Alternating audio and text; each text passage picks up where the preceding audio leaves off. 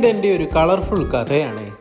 ഇന്ത്യയുടെ സ്വന്തം വാഹനം എന്ന് പറയുന്ന ഓട്ടോറിക്ഷ അതിൻ്റെ തുടക്കകാലത്തിൽ ഒരാളായ ഞാൻ ഈ രൂപത്തിലേക്ക് മാറിയ കഥയാണിത്.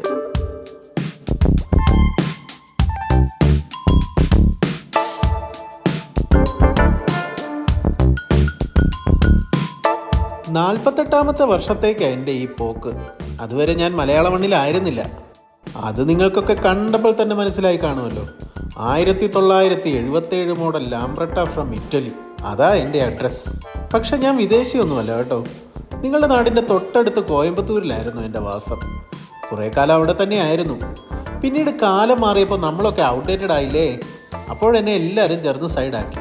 കുറച്ചു കാലം വെറുതെ കിടന്നു. പിന്നെ ആരും തിരിഞ്ഞു നോക്കാനില്ലാത്ത അവസ്ഥയിലാണ് തിരുവനന്തപുരത്ത് നിന്ന് 2 പേർ എന്നെ തേടി എത്തിയത്.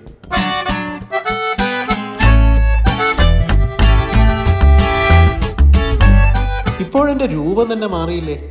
ആദ്യകാലം ഇങ്ങനെയല്ലായിരുന്നു കേട്ടോ. എന്നെ ഈ രൂപത്തിലേക്ക് മാറ്റിയതെല്ലാം ഈ കൊച്ചിയിലെ വർക്ക്ഷോപ്പിലാണ്. എൻ്റെ കോലം രൂപം എന്നൊക്കെ പറയുമ്പോൾ ഒരുപാട് കൺഫ്യൂഷനൊന്നും വേണ്ടെന്നേ. ഞാൻ ലാംബ്രട്ട തന്നെ. എനിക്ക് ശേഷം കമ്പനി മാറി API വന്നു. പിന്നീട് കേരളത്തിൻ്റെ സ്വന്തം കേരള ഓട്ടോമൊബൈൽസ്. അപ്പോഴും ഡിസൈൻ ഇത് തന്നെയായിരുന്നു കേട്ടോ.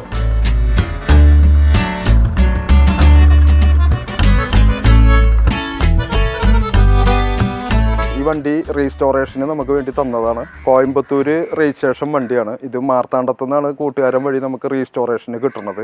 ഇത് 77 ഇറങ്ങിയ ലാംബർട്ട ഇറ്റാലിയൻ വണ്ടിയാണിത്.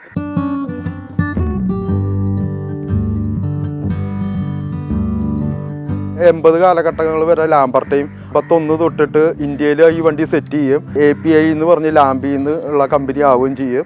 അത് കഴിഞ്ഞ് 90 കാലഘട്ടങ്ങളിൽ ലാംബി നിർത്തി പോവുകയും കേരള ഓട്ടോമൊബൈൽസിൻ്റെ കാളെന്ന് പറഞ്ഞ കമ്പനി ഈ വണ്ടി എടുത്ത് സ്റ്റാർട്ടിങ് വീണ്ടും ലാസ്റ്റ് മോഡൽ ഇറങ്ങി 98 ഈ ബാച്ച് അവസാനിപ്പിച്ചു.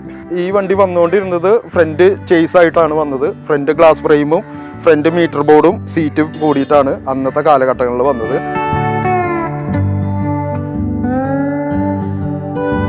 എൻ്റെ ബോഡി കണ്ടോ, മൊത്തം മെറ്റൽ ബോഡിയാ.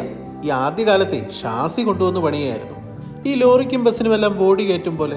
അങ്ങനെ എറണാകുളത്തെ ഒരു പേര് കേട്ട ബോഡിയാണ് എൻ്റെ ഈ പഴശ്ശി ബോഡി. ഈ പഴശ്ശി ബോഡിയുടെ പ്രത്യേകത എന്ന് പറഞ്ഞു കഴിഞ്ഞാൽ ഈ ബാക്കിൽ ഒരു കട്ടിങ് ഉണ്ടാവും. ടോപ്പ് കഴിഞ്ഞിട്ട് വീണ്ടും ഒരു ചെറിയ കട്ടിങ് വരും.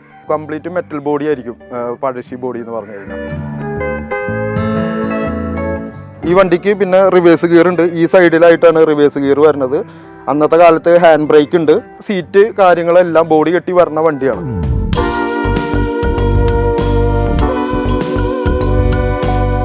എല്ലാവരും പറയുന്ന പോലെ അങ്ങനെ വലിയ സ്പെക്കൊന്നും പറയാനില്ല. ഒരു 175cc 2 സ്ട്രോക്ക് എൻജിൻ, ഒരു കുഞ്ഞൻ ഓട്ടോ. ഇപ്പം ഇതൊക്കെ ഒരു ചെറിയ സ്പെക്കാണെങ്കിലും ഒരു കാലത്തെ ഇന്ത്യൻ നിരത്തുകളിൽ ചീറിപ്പാഞ്ഞിരുന്ന ഞങ്ങൾക്ക് ഈ എൻജിനൊക്കെ ധാരാളമായിരുന്നു. ഇപ്പോഴും പിള്ളേരൊക്കെ എൻ്റെ പിന്നാലെ വരും. ഇതേ കണ്ടില്ലേ. ഇപ്പോഴത്തെ കാര്യം പറയുകയാണെങ്കിൽ ഇനി യാത്ര തിരുവനന്തപുരത്തേക്കാണ്. അവിടെ ഒരു വിൻറ്റേജ് ഗാരേജിലേക്കാണ് ഞാൻ പോകാൻ പോകുന്നത്. അവിടെ എന്നെപ്പോലെ ഒരുപാട് മഹാരഥന്മാരുണ്ടെന്നാണ് കേട്ടിരിക്കുന്നത്. സോഷ്യൽ മീഡിയയുടെയൊക്കെ കാലമല്ലേ, ഇടയ്ക്ക് വല്ലപ്പോഴും നമുക്ക് കാണാം.